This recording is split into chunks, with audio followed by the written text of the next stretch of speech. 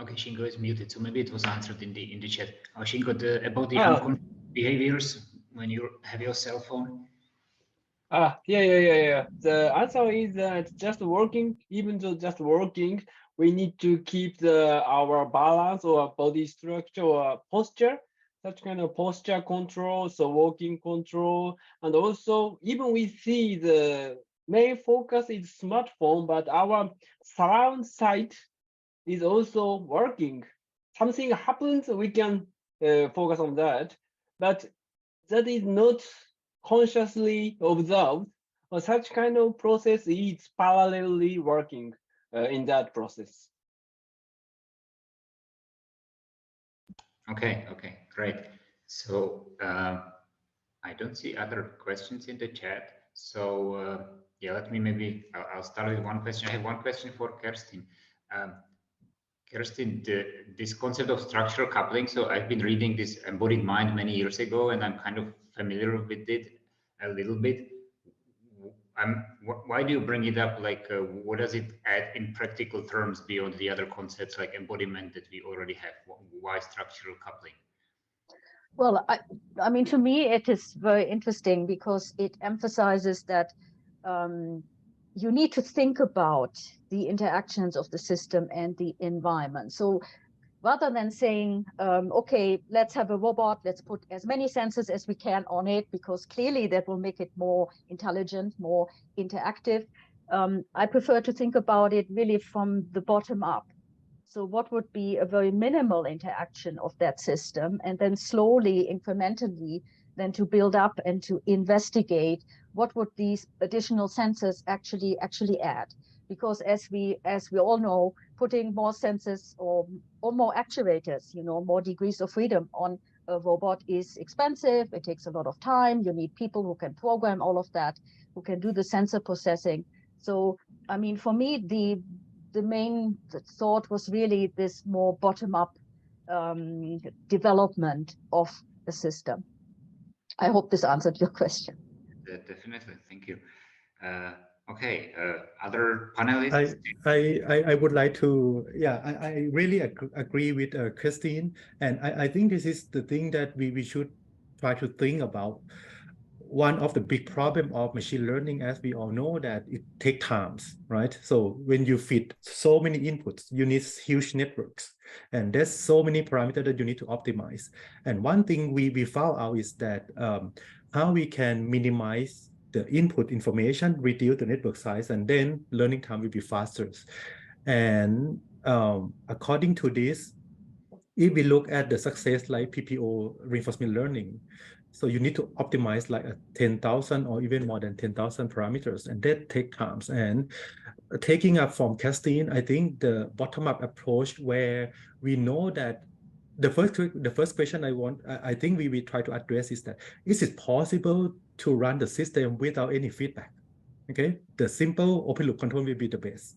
Okay, and then if it doesn't work, then what kind of feedback information we should add? And we can little by little increment this. The benefit of this is that if at some point the sensor feedback, like damage, the system still managed to running as, the baseline because of the open loop system.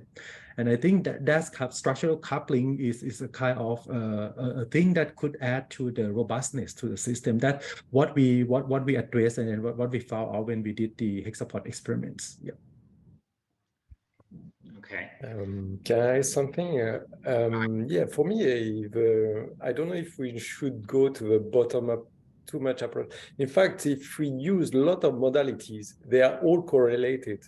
And the body somehow, if you move ahead, you have a motor information, but you have also the here on the left part, the right part. All this information is for free. We don't need a simulator or data to correlate them. We have something free about the cognition of what is on your side, on the left part, right part, in front of you, behind you. And this information, if you take separately all modalities, they are complex. But then when they are all integrated, somehow the magic is coming when you need a really small neural network to do the job, in fact. this is what we found, and this is, I think, a really cool result from embodiment, and we should push again in that direction.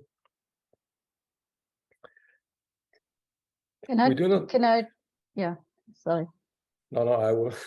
We didn't speak about ChatGPT. No, it's a joke. Yeah. No. Can I just comment on what Alex said?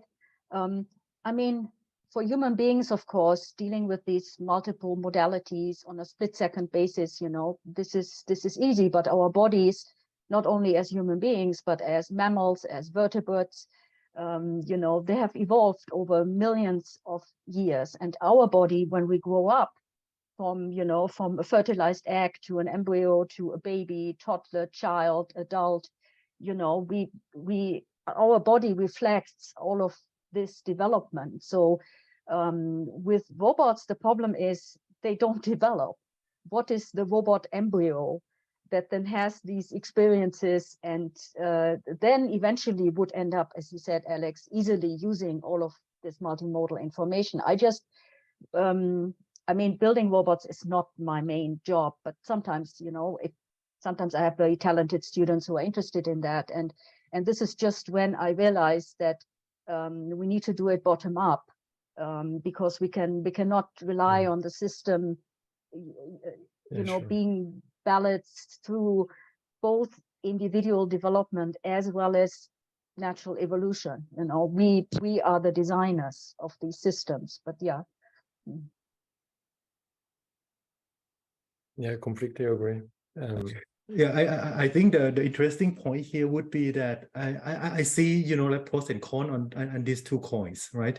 So I think the interesting point might be that how we can balance this. Like let's say we grow from bottom up, and then also the nice thing of taking information from the body is that the body itself can filter important information for that particular part. For example, if I turn my head, you know, like the related information will be important for that turning actions. And I think the interesting part here is that how we can balance this, like getting information from the top-down approach and then deriving robust controller from the bottom-up. I think that's we still cannot find the right balance between these.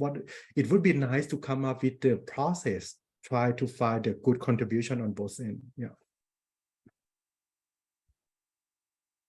There is something now on this topic in the meeting chat by Mark, that activity theory suggests that human performance can be enhanced by an optimum context. So he's suggesting that to what extent we should focus on the other side of the coupling. So in that case, for example, the environment, I assume, or in Kerstin's case, this could be, you know, the other side, the interlocutor in the human-robot interaction.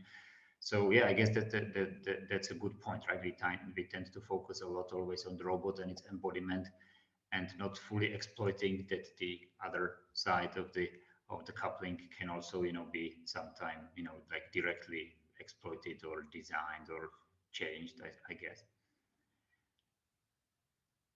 Yeah, I think that's a very important point. I mean, if you look at a fish, it's perfectly adapted to water. If you take the fish out of water, its embodiment is useless in a sense, because it would die, you know. So yes, it is always about the embodiment. You cannot separate a system from its context, what it does, which then also in the case of robots includes the purpose that the robot has, because we as roboticists, we're always building these systems with a particular purpose. You know, it should pick up a ball or play table tennis. You know, it's yeah, all these different constraints and contexts have to be considered. Absolutely. Yeah, I think something that is relate for me, the difference between classical robotics or soft robotics or what we are doing here is really the limitation. We think that the body is limited. We have a limited sensor, we have limited motors, limited neurons, and we need to interact. We need to, with others, with objects or whatever, to get rid of this materiality. And this is completely different from deep network, where we need a lot of data, we have unlimited information, unlimited sensory, really precise motors, really precise, how to say, sensor captors. And we don't have that. The biology doesn't have that, human doesn't have that. We need to survive, to be autonomous, and to go in that direction with our own material, physical material and brain material as well. And that was my little bit share. Okay, new contribution to the meeting chat. What is the purpose, kind of the goal? What you know, why are we doing all that? So, I mean, if I may start, yeah, it's kind of twofold often, right? So, like, there is this understanding by building. We want to understand the biological intelligence on one hand, and on the other hand, we're building these useful artifacts. So that's this synthetic methodology. I don't know if anybody wants to add anything to that. For me, it's both. We want to know about the brain, the body, and we want to make things also. We can it's a win-win, really things. We can share information to person working in developmental cognition, developmental science, and social science, biomechanics, and we get this information as well to make better robots. So I think it's the same for Polymerate or Kerstin or you, Matej, or Shingo. Yeah, I think that the key point of the bottom-up stuff is simple grounding of the environmental information. But one point in case of human beings, the symbolizing is not the following the real environment.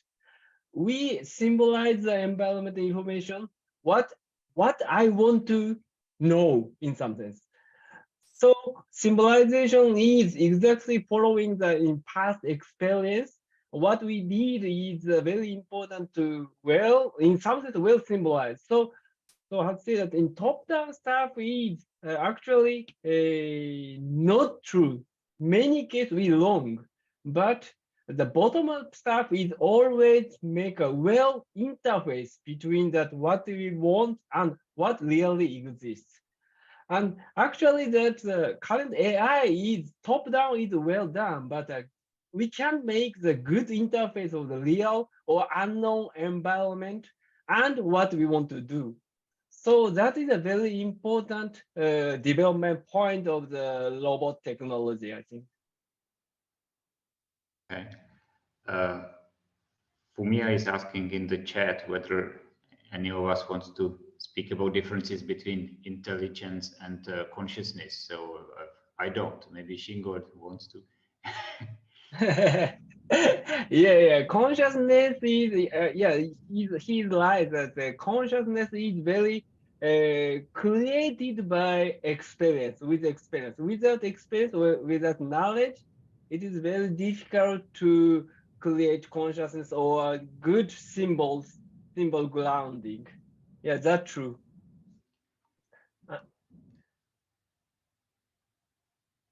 I think this is a really difficult question to answer. You know, Yeah, like that's true. what is intelligence, what is consciousness, or what is cognitive functions? You know, like I think that is really difficult to answer and depend on person to person definitions, I would say. Yeah.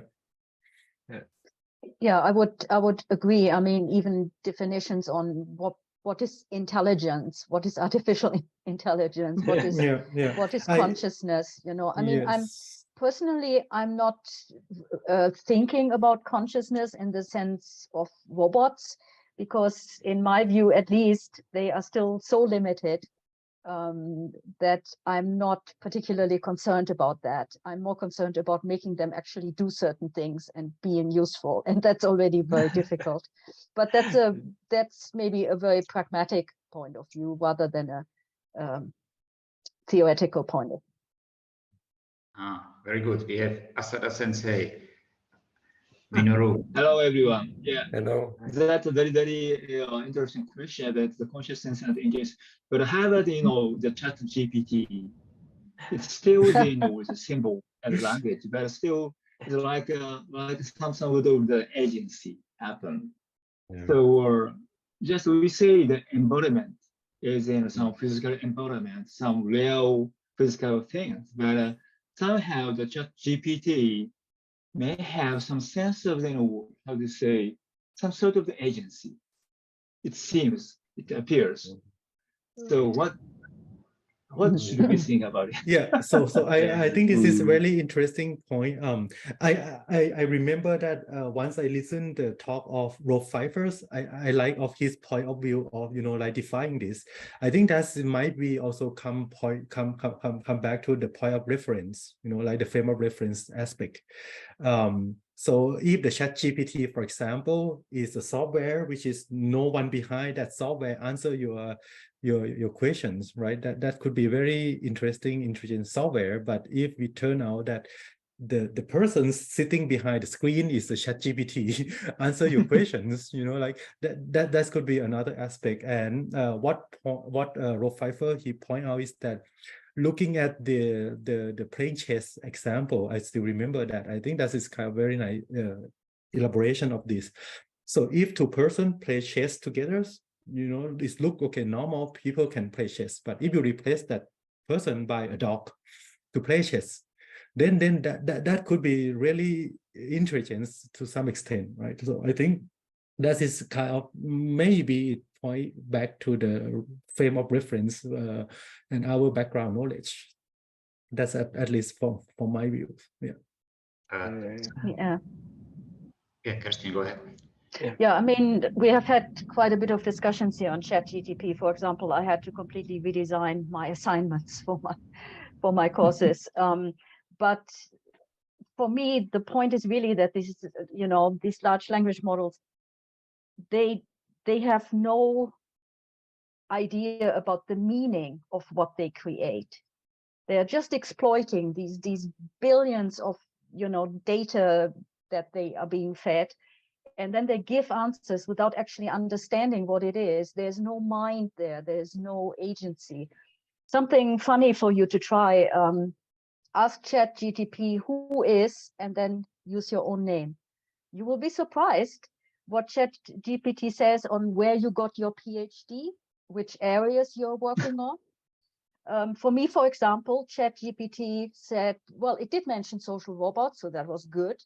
But it did mention that I work on that I've published on climate change, which I considered as a compliment, because that's a very important area of research. But clearly, I've never worked on climate change.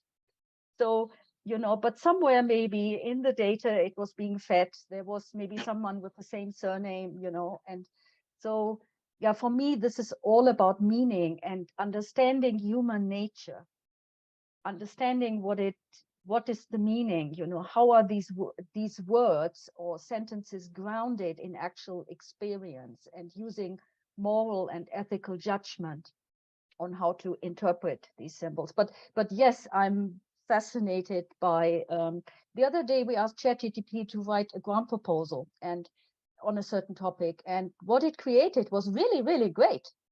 I mean, if I had been a reviewer of that proposal, I would have probably accepted it. Okay. So, Yeah. this is scary. This is scary. Right. But I mean, Yes. I think it's at least it's a very, very good tool. Yeah, very, very helpful, very, very useful tool for us. Even as a professional, we are using the ChatGPT for them, or reference letter or recommendation letter and so on. So it means that, so the ordinary people suppose that, oh, ChatGPT is like HGI or something anyhow.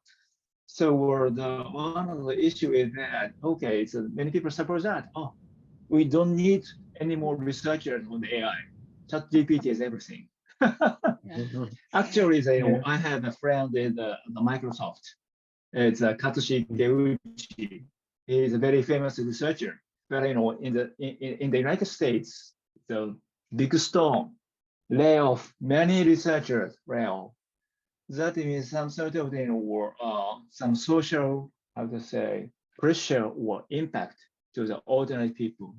Even though we say, oh, the ChatGPT, oh, almost nothing about or the agency or the physical environment, but actually it appears that some sort of the environment, not the physical entity, but some sort of the capability of the emergence of the some sort of the the information emergence happened already.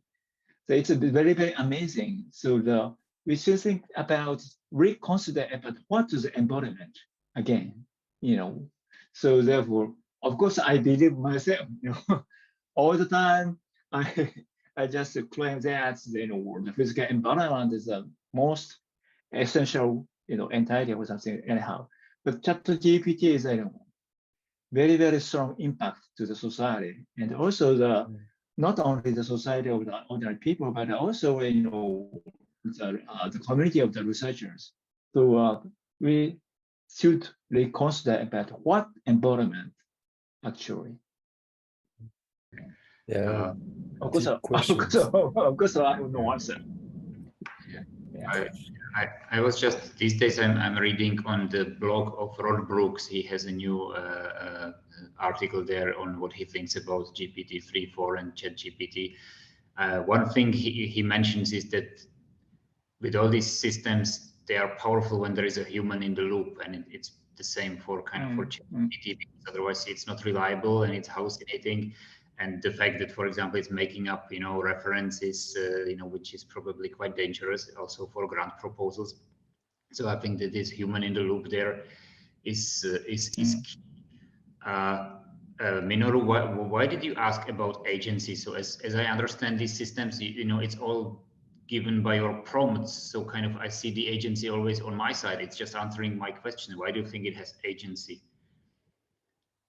Yeah, because actually, all the time we think about how to design the agency by using how to the environment contribute to some design of the agency, something right. But for the ordinary people, agency is just like not the issue of the design, but the issue of the communication, the interactions. So I suppose that the ChatGPT, as you mentioned, that the ChatGPT has some sort of very high intelligence, I think so. And you mentioned that the human in the loop is one of the issues. So they all the time tuning and think about some structure of something, right? So therefore, so far, where we have focused on how to design the embodiment or the intelligence based on the embodiment, something like that. But another idea is that what is the embodiment is a very, very essential issues. So I believe that, I think that even though in the ChatGPT, there's some sort of capability of the information emergence. It's like one of the very important aspect of the embodiment, the capability of the information emergence. So therefore, another issue is what is the definition of the agency itself? But go ahead. Sorry, I strongly agree that you said that the role of body is emergence of the information. That I think that even the environment is unknown, that when we using our body, we can change that information that within our territory. So we can react to the environmental changes, even that is unknown or first meet to that environmental conditions. So I think that's very good point. That the role of the body is the emergence of information. Yeah, actually, I discussed with Takashi Ikegami, is a guy of the air life, and he mentioned that the definition of environment is a capability of the information emergence. That I partially agree with him. In that sense, I suppose maybe the ChatGPT already got some capability of the information emergence, the emergence of information. So therefore, yeah. again, that we should think about, we should reconsider what is the embodiment, what is the embodiment intelligence. Yeah, of course, I have no answer, but it's that time that we should think. Because actually, I have been focusing on the embodiment intelligence for many years, but that's a big impact for me. So that it's time to reconsider what is the environment, what is the intelligence, and the embodiment intelligence again. Yeah. Thanks for Professor Hasada for this comment. I think it's really interesting. I mean, if we consider as information's emergence, right, then we can, we can put the body as, part of the game, or, like out of the game. And once you have this information flow, and we have the mechanism that try to manipulate informations, and then, get something off of that. And that could be something, yeah, I really agree that could be something that we could, think about. Yeah. Because on the other aspect, like soft robotics, this is also another way of, gathering informations, and then, either passing this information further to the upper part of the body, or just try to filter that out at the lower level of the body. And I think that could be something, if we discuss about information, that could be ChatGPT, could be embodied intelligence to some extent. And by the way, while we are chatting, I am just playing with ChatGPT somehow. It's really interesting that you can teach it, like it's first I ask who I am, and it says something nonsense, and then I just start to, teach it, give my information, and it start to understand who I am. And that is going to be very interesting in terms of learning and development process. Behind this software, there is really about transformer, something that we should perhaps really understand, I think, for the neuro-robotics community. There is something perhaps really important that has been found like that, and we have to think about it.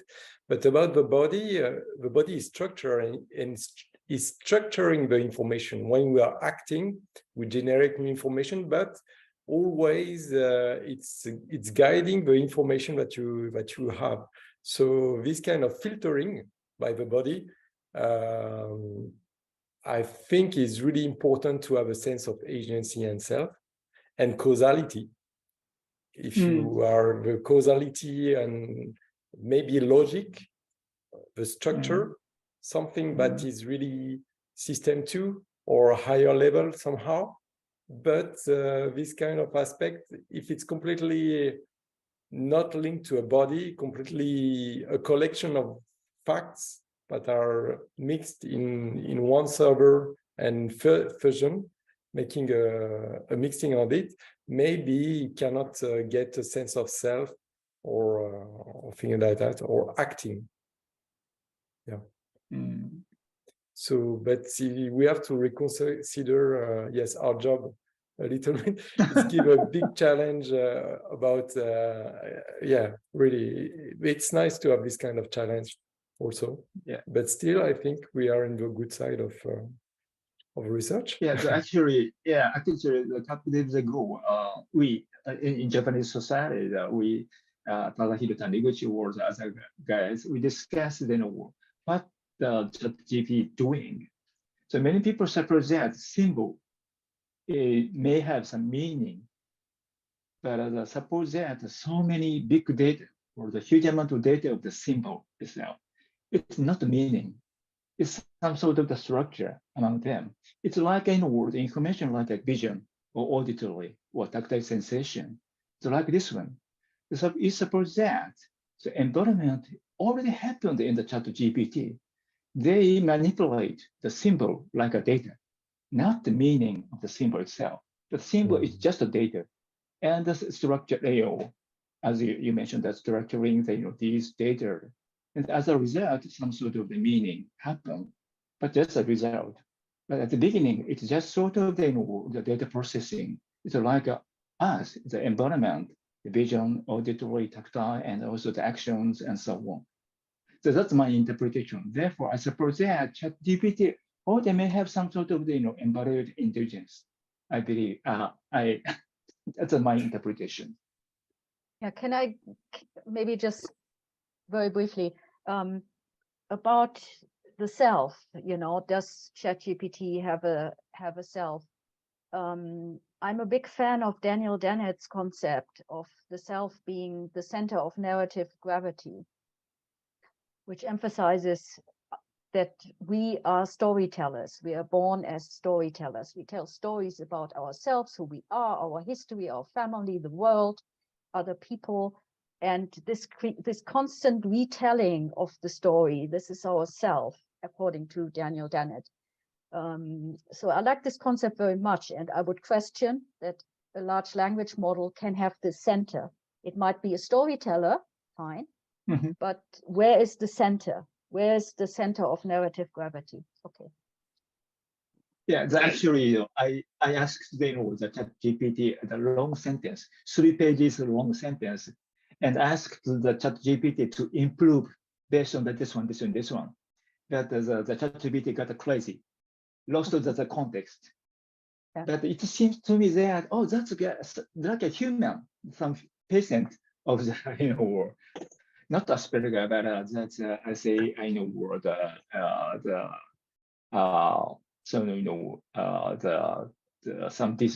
disease of the cognitive function, something that one. It's like a human. It's not the ordinary people, but someone is losing the context. But it happened to us worse many times. So therefore, it seems like humans. Okay, of course thank you very much for the very, very exciting discussions. And I know this is going to be a center of this community and conference. And we'll probably continue with discussions after